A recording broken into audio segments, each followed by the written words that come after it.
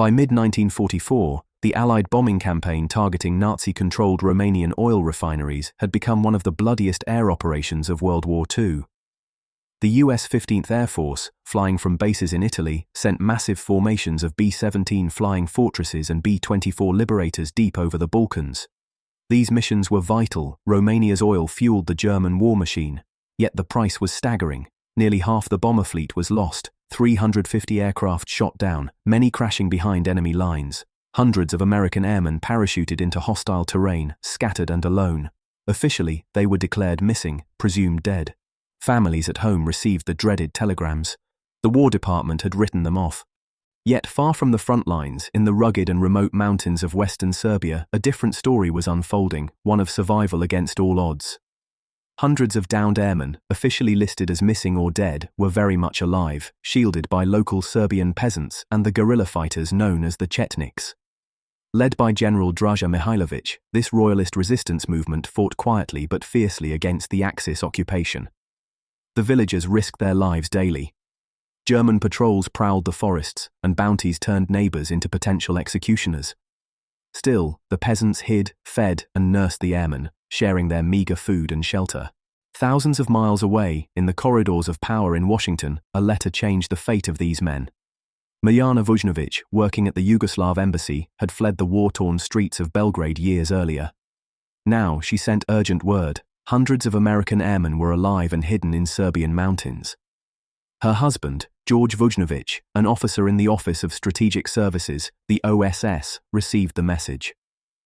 Born to Serbian immigrants in Pittsburgh and educated in Belgrade, George understood the stakes. He began assembling a daring plan to extract the stranded men before the Nazis could hunt them down. The rescue plan depended on one seemingly impossible feat: constructing an airstrip in enemy territory. Near the small village of Pranjani, a remote meadow atop a steep hill was chosen. There were no machines, no bulldozers. Only the hands and backs of villagers and Chetnik fighters working mostly under cover of darkness to avoid German detection. Using ox carts, they hauled gravel and stones from a nearby stream, filling potholes and leveling the uneven ground. Every shovelful was an act of quiet rebellion. Trees were felled and cleared by hand. The work was grueling, the risk enormous. But the airstrip had to be ready because it was the only hope of rescue for the hundreds of stranded airmen. Meanwhile, the airmen endured hardship beyond measure.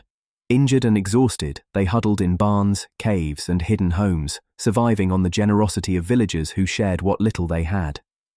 They lived in constant fear of discovery, often forced to hide silently as German patrols swept the hills.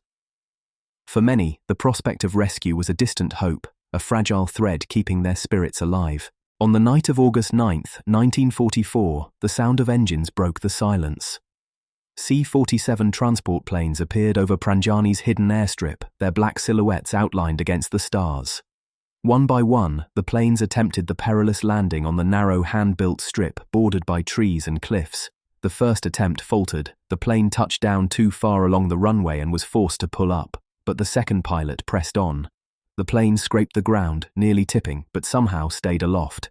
Inside, the weakest and most wounded airmen were loaded first. The engines roared to life and they disappeared into the night. Over the following days, this secret operation continued. Dozens of planes flew in and out, ferrying 417 Allied airmen to safety, 343 Americans among them. Not a single man was lost. Operation Halyard became the largest air rescue from behind enemy lines in the entire war.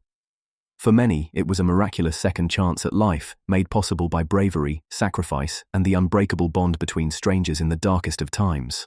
But the story did not end in victory for all. As the war drew to a close, Allied support shifted away from Mihailović and the Chetniks to Josip Broz Tito's partisans. Mihailović was branded a traitor, abandoned by his former allies. Captured in 1946, he was tried and executed, alone and forgotten. His vital role in Operation Halyard was suppressed for decades. It was not until the 21st century that his courage and sacrifice were finally recognized.